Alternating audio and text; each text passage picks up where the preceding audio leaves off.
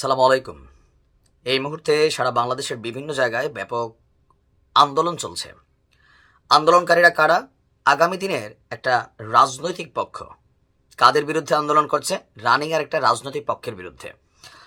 আপাতত মানুষের মধ্যে এই মনোভাবটাই আসছে, যেহেতু বৈষম্য বিরোধীরা এখন একটা রাজনৈতিক টিম, আপনার আগামী 24 তারিখে তারা মাঠে নামতে যাচ্ছে। সো তাদের যে কোনো সাপোর্টার্স, যে কোনো ইউনিভার্সিটিতে তারা এখন একটা রাজনৈতিক পক্ষ। আর লাগছে কার সাথে? আরেকটা রাজনৈতিক পক্ষ, ছাত্রদলের সাথে।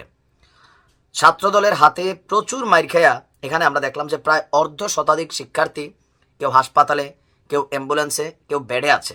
ঘটনার প্রেক্ষাপট কি? এখন ছাত্রদল দীর্ঘদিন যাবৎ ক্ষমতার বাহিরে থাকার কারণে তারা অনেক কিছু থেকে বঞ্চিত ছিল।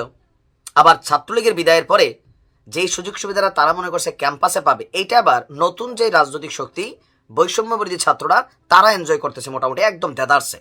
সো তারাও তো এখন রাজনৈতিক দল ঘোষণা দিয়ে ফেলছো। ছাত্রদল ভাবতেছে তোমরা যদি এইভাবে এনজয় করো তো আমরাও এনজয় করবো। ভাই, এই স্বাধীনতা তো আমরাও আনছি। এইটা নিয়ে আসলে মূল কথা ঝামেলা। ক্যাম্পাসে দখলদারিত্ব প্লাস নানান ইস্যুতে বৈষম্য বিরোধী রাজনৈতিক শক্তি, বিএনপির যে ছাত্র শক্তি, তাদের মধ্যে সংঘর্ষের ঘটনা ঘটেছে আপনার খুলনার প্রকৌশল এবং প্রযুক্তি বিশ্ববিদ্যালয়ে। ছাত্র রাজনীতি বন্ধের দাবিতে শিক্ষার্থীদের দুই পক্ষের মধ্যে দফায় দফায় সংঘর্ষের ঘটনা ঘটেছে। তো ছাত্র রাজনীতি কেন বন্ধ হবে এখন? এই যে ছাত্ররা কি রাজনীতি করছে না? বৈষম্য বিরোধীরা তারা তো রাজনীতি করছে, আর বেশি করছে। তো ছাত্রদল এখন রাজনীতি করবে, এটাই তো স্বাভাবিক। আপনি ছাত্র রাজনীতি বন্ধ বলবেন, আপনারা রাজনৈতিক শক্তি হিসাবে আবির্ভূত হবেন, তো ছাত্রদলের দোষটা কি? ছাত্র রাজনীতি যদি বন্ধ হয়, আপনারা যেগুলো করতেছেন এটা তো করার সুযোগ নেই। কারণ রাইট নাও আপনারা বলতেছেন আমরা একটা আলাদা ফোর্স, আলাদা শক্তি। বাংলাদেশের মানুষ এগুলা এখন বোঝে যে আপনারা রাজনৈতিক শক্তি। এখন ছাত্র রাজনীতি বন্ধের দাবিটা করতেছে কারা? যারা নিজেরাই একটা রাজনৈতিক শক্তি। তো ছাত্রদলকে এটা বুঝতেছে না? বুঝতেছে। ছাত্রদলের একটা অভিযোগ আছে যে এমনি জাতীয় নাগরিক কমিটি আর বৈষম্য বিরোধী এরা কিন্তু সবাই মানে ABC টিম। তো তারা ছাত্রদলকে প্রতিপক্ষ মনে করে। এখন আমি যখন নিউজটি করছি তখন আপনার পরিস্থিতি নিয়ে হতে প্রায় 2 প্লাটুন বিজিবি মোতায়েন করা হয়েছে।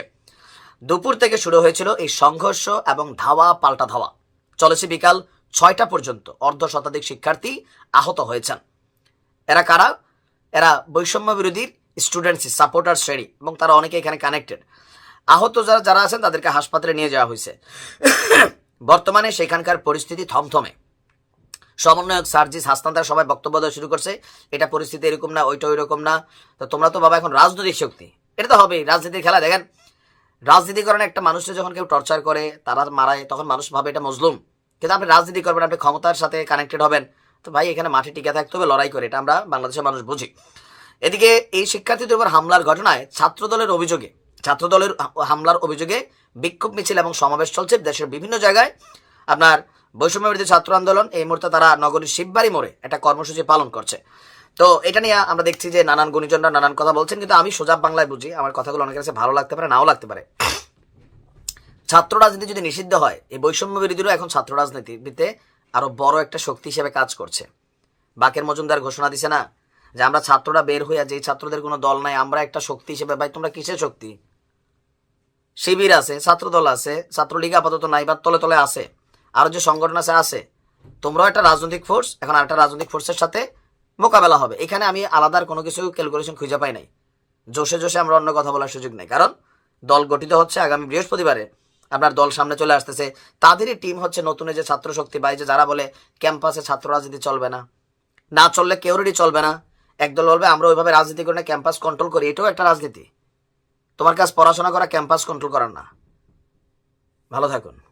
আয়োজন না করলেও এসব গুপ্ত ষড়যন্ত্রকারীদের ইন্ধনে সাধারণ শিক্ষার্থী পরিচয়ে মব মিছিলটি শুরু করার আগে ক্যাম্পাসে ছাত্রদলের রাজনীতি নিষিদ্ধ করার চেয়ে ক্যাম্পাসে বিশাল ব্যানার টানানো হয় এবং মিছিল থেকে বিনা উস্কানিতে ছাত্রদলের সমর্থকদের উপর হামলা চালানো হয়। উল্লেখ্য যে উক্ত সহিংসতায় ছাত্রদলের উক্ত সমর্থকেরা কেবলমাত্র ভুক্তভোগী হিসেবে জড়িত ছিলেন বলেই এখন পর্যন্ত প্রতীয়মান হয়েছে।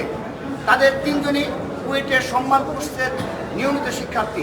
যেহেতু কুয়েটে বাংলাদেশ জাতীয়তাবাদী ছাত্রদলের কোনো কমিটি গঠিত হয়নি এবং এখন পর্যন্ত কুয়েট ক্যাম্পাসে সদস্য পূরণ সদস্য ফরম পূরণের আনুষ্ঠানিক কার্যক্রম ক্যাম্পাসে শুরু হয়নি, সেহেতু তারা 3 জন বাংলাদেশ জাতীয় ছাত্র দলের নিবন্ধিত কর্মীও নন। তাই তাদেরকে কেন্দ্র করে ঘটা কোনো ঘটনাকে ছাত্র দলের হামলার শীর্ষক ঘটনা হিসেবে প্রচার করা সর্বভাবে মিথ্যা ও উদ্দেশ্য প্রণোদিত একটি কাজ। আর এসব উস্কানিমূলক বেআইনি কার্যক্রমের সাথে যুক্ত প্রায় সকলেই বিগত 28 ডিসেম্বর 2024 তারিখে ঘোষিত বৈষম্য বিরোধী ছাত্র আন্দোলনের কমিটির নেতা এবং সেই কমিটির আহ্বায়ক মোহাম্মদ উমর ফারুকী ছাত্র দলের সেই 3 জন সমর্থককে ধর ধর করে প্রথমে তেড়ে যান এবং সবাইকে মারধরে একত্রিত করেন। কুয়েট ক্যাম্পাসে বিগত 11 আগস্ট 2024 থেকে প্রশাসনিকভাবে রাজনৈতিক কর্মকাণ্ড নিষিদ্ধ থাকলেও বৈষম্য বিরোধী ছাত্র আন্দোলনের কমিটি ঘোষণার পাশাপাশি বিভিন্ন রাজনৈতিক কার্যক্রম তারা পরিচালনা করে আসছে, যার বিরুদ্ধে কুয়েট প্রশাসনের পক্ষ থেকে কোনো পদক্ষেপ গ্রহণ করা হয়নি। সাধারণ শিক্ষার্থী ব্যানারে কোনো মবও তৈরি হয়নি। আবার এসব ঘটনা চলাকালে এবং পরবর্তীতে কোনোরূপ তথ্য প্রমাণ ছাড়াই স্থানীয় জনতার সাথে কুয়েট শিক্ষার্থীদের এই ন্যাক্কারজনক সহিংসতাকে কোনো নির্দিষ্ট তথ্য প্রমাণ ছাড়াই সামাজিক যোগাযোগ মাধ্যমে ছাত্র দলের হামলা বলে পুরো ঘটনাটিকে ভিন্ন খাতে প্রবাহিত করে রাজনৈতিক ফায়দা লুটার চেষ্টা চালানো হয়। কিন্তু সময়ের সাথে সাথে যত বেশি তথ্য উন্মোচিত হচ্ছে, তত আমরা দেখতে পাচ্ছি যে ন্যাক্কারজনক এই ঘটনাটির প্রকৃত সত্য রূপ যেভাবে উপস্থাপন করা হয়েছে তা হতে সম্পূর্ণরূপ ভিন্ন।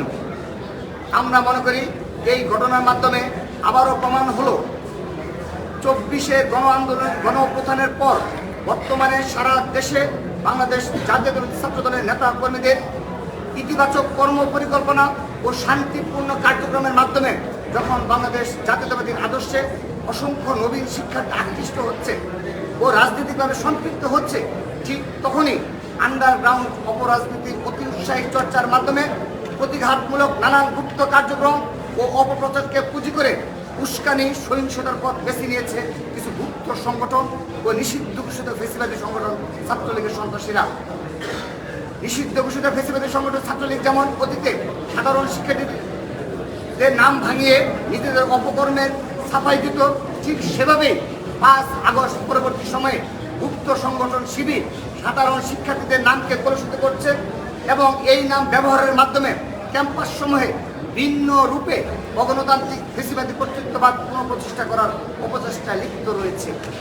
প্রিয় সাংবাদিক ভাই ও বোনেরা, আপনারা জেনে থাকবেন যে গণপ্রজাতন্ত্রী বাংলাদেশের সংবিধানের অনুচ্ছেদ নং 36, 37 ও 38 এবং নাগরিক ও রাজনৈতিক অধিকার বিষয়ক আন্তর্জাতিক চুক্তি ICCPR এর ধারা নং 19, 21, 22 অনুসারে